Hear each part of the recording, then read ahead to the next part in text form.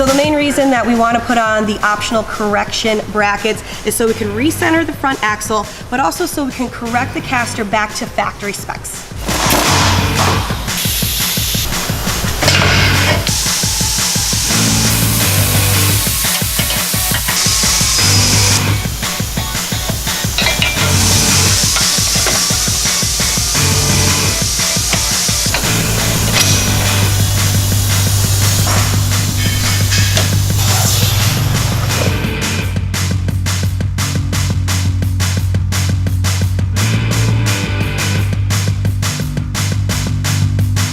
Rancho Performance Suspension and Shocks. Your adventure starts here.